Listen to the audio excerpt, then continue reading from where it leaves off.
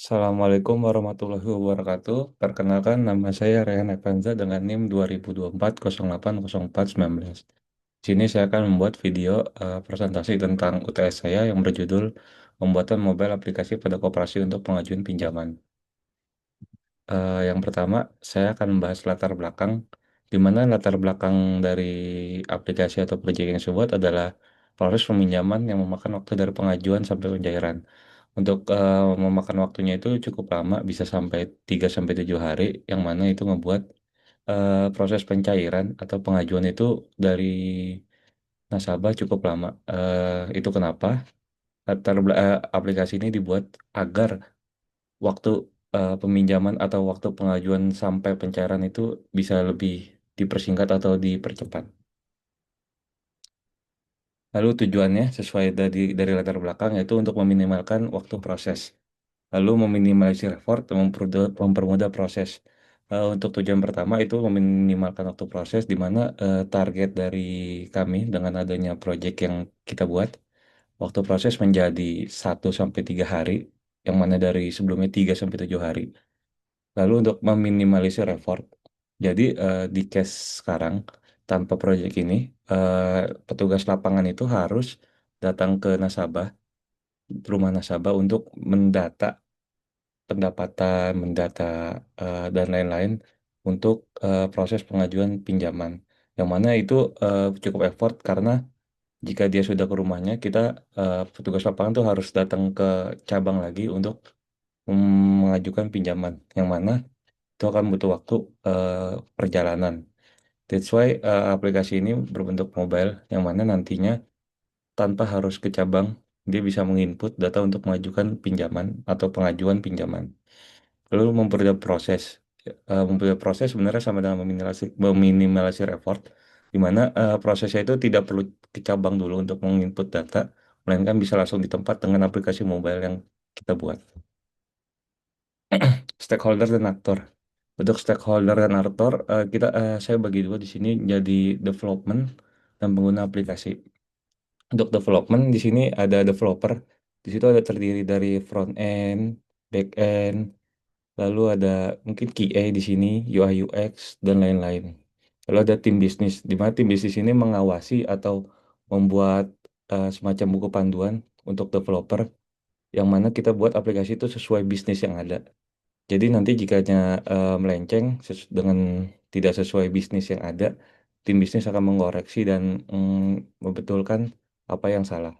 Lalu database analis di sini, database analis kurang lebih menjadi support support dari database dan server mungkin ya.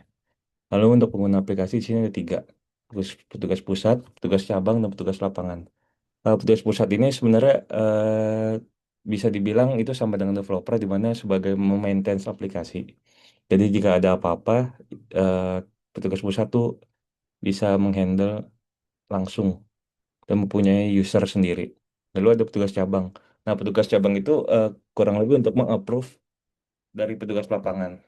Jadi misalkan nanti petugas lapangan yang datang ke rumah nasabah itu langsung merequest, nanti di-approve oleh petugas cabang. Lalu ada petugas lapangan di mana pengguna petugas lapangan yang tadi datang ke cabang dan lain-lain.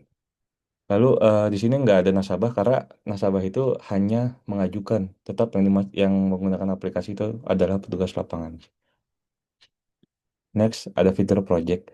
Di sini saya singkat aja ya, fungsional karena kurang lebih ada login, input itu input data. Sebenarnya input data itu bisa banyak karena kebutuhan datanya kan lumayan banyak ya untuk melakukan pinjaman. Tapi di sini saya bagi satu aja menjadi input aja.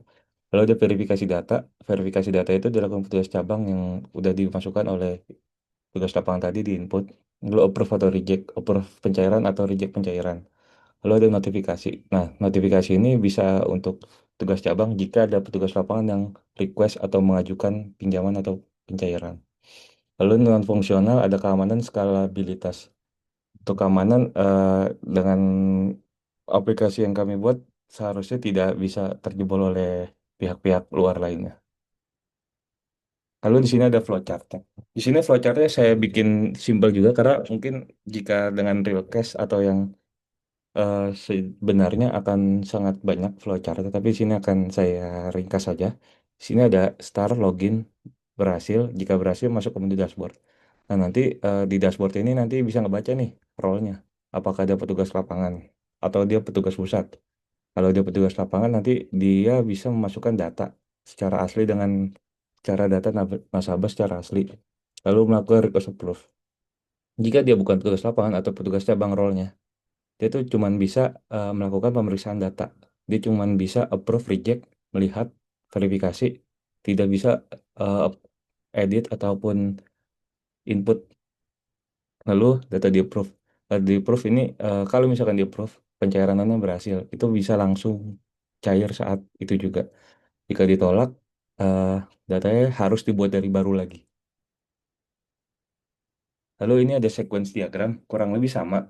Di sini saya membuat petugas lapangan dan petugas pusat dibagi dua. Petugas lapangan di situ bisa login, validasi login di halaman login dan validasi login di backend. Lalu ada pengajuan, ada role user, mengisi data nasabah itu khusus petugas lapangan, send request approval dan mendapat respon API 200 jika berhasil. Lalu petugas pusat ada post login, validasi login, mendapat role user, post approve atau reject data nasabah. Ini hanya bisa dilakukan oleh petugas pusat. Lalu ada send approve atau reject, lalu mendapat respon API jika berhasil 200. Nah, ini saya juga persingkat juga ya, karena mungkin kalau misalkan data real itu bakal banyak banget. Jadi saya persingkat di sini. Ada user, pengajuan, approval, dan data nasabah. Kurang lebih seperti ini sih, karena yang dibutuhkan mainnya itu ada kurang lebih ini, tapi karena datanya banyak, jadi dipecah-pecah-pecah-pecah menjadi banyak. Tapi di sini saya persingkat menjadi user, pengajuan, approval, dan data nasabah. Ada di user tuh biasanya ada name, phone number, password, role, dan paling penting nick sih. Saya nggak masukkan di sini. Lalu di pengajuan ada nick itu nomor induk KTP, kependudukan. Lalu ada data nasabah. Nah, itu data nasabah biasanya banyak tuh. Ada pendapatan, tanggungan, ada agunannya, dan lain-lain. Lalu approval. Di sini approve. Datanya itu sesuai nggak yang data mana yang di approve, dan lain-lain. Next, ada implementasi dan desain interface.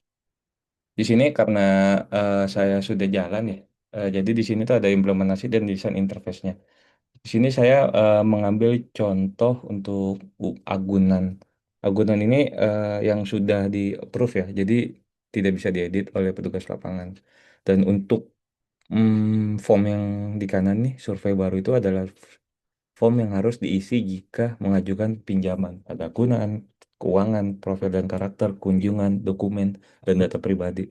Ini masih satu ya, masih survei. Mungkin kalau real case itu ada di survei, ada prospek dan lain-lain. Tapi saya di sini menampilkan hanya untuk contohnya aja, agunan dan survei. Lalu di sini ada halaman login dan daftar persetujuan. Halaman login kurang lebih seperti ini dan daftar persetujuan jika nantinya dia mau approve tinggal di setuju di sini. Lalu di sini ada testing. Saya cuma nambahin satu testing di sini karena akan banyak ya. Jadi saya testing di sini adalah jika dia sedang dalam kondisi offline, tidak ada sinyal. Jadi jika simpen data itu masuk ke mode offline. Mode offline itu adalah di mana kita menyimpan datanya itu di local storage-nya dari HP user. Nah, jika nanti dia ada sinyal kembali, dia bisa tuh nge-sync atau upload ulang tanpa harus nginput lagi. Cukup pencet tombol something di aplikasi. Di sini saya nggak tampilkan. Lalu analisis kesuksesan. Analisis kesuksesan dari aplikasi atau proyek ini adalah meminimalisir SD SLA dalam proses atau biasanya kayak target pencairan dari pengajuan sampai pencairan itu meminimalisir dari biasanya sampai 3 sampai 7 hari menjadi 1 sampai 3 hari. Lalu dikarenakan SLA yang cepat atau waktu yang pengajuan itu cepat, jadi membuat meningkatkan minat peminjaman dari nasabah. Itu tujuan analisis kesuksesan dari proyek ini. Lalu untuk SDLC di proyek ini kami memakai Agile dikarenakan satu adalah untuk lebih mudah dalam berkolaborasi tim. Kenapa mudah berkolaborasi tim? Dikarenakan tim pembuatan project ini lumayan besar. Dari tadi tim bisnis, ada tim developer, data analis, dan lain-lain. That's why kita pakai Agile karena biar bisa berkolaborasi dengan sprint dan timing pengerjaan yang jelas. Lalu adaptif dalam perubahan. Adaptif dalam perubahan ini karena masih banyak perubahan-perubahan yang di project baru ini. Jadi ngebuat kita harus adaptif dalam perubahan. Lalu time management development dibutuhkan karena eh, project ini kan project besar. Kalau tanpa time development yang baik, sepertinya akan memakan waktu mundur-mundur terus. That's why kita butuh time management development. Lalu rekomendasi kesimpulan dan saran. Untuk rekomendasi dan rekomendasi project ini sebenarnya lebih jelas dalam waktu development karena sejujurnya untuk dalam project ini waktu time development itu masih berantakan di mana kadang sprintnya itu masih suka mundur di 2 minggu sampai 3 minggu bahkan kadang per 1 bulan untuk satu fitur atau satu project, oh satu fitur atau ya satu fitur sih. Lalu untuk teknologi yang digunakan untuk ditentukan di awal karena di beberapa momen eh, teknologi yang teknologi yang digunakan itu kadang berubah di tengah waktu project. Nah, lalu untuk kesimpulan, sebenarnya aplikasi berhasil membantu para petugas lapangan lebih cepat dalam melakukan pengajuan. Jadi, sesuai yang latar belakang dan tujuan, aplikasi ini berhasil membantu para petugas lapangan mencapai SLA yang lebih cepat dari yang tadinya 3 sampai 7 hari menjadi 1 sampai 3 hari. Nah, lalu untuk daftar pustaka, ini menjadi sumber-sumber saya mendapatkan penelitian yang terkait dengan proyek yang saya pakai. Di sini ada rancang bangun aplikasi penjualan, ada aplikasi simpan pinjam koperasi, ada perancangan aplikasi koperasi simpan pinjam, lalu ada jurnal ilmiah tekno environmental science bisnis bisnis dan lalu ada sistem informasi akuntan peminjaman. Lalu next ada koperasi simpan pinjam berbasis Android, lalu ada sistem pendaftaran QR code, rancang bangun aplikasi pengenalan keuangan berbasis Android, framework React Native. Lalu ada aplikasi sistem akta kelahiran dan rancangan sistem pendaftaran siswa baru di SMA Bogor. Kurang lebih saya ngambil daftar pusaka itu dari Google Scholar dan juga dari Scopus. Terima kasih sekian dari presentasi UTS saya. Kurang lebihnya mohon maaf. Wassalamualaikum warahmatullahi wabarakatuh.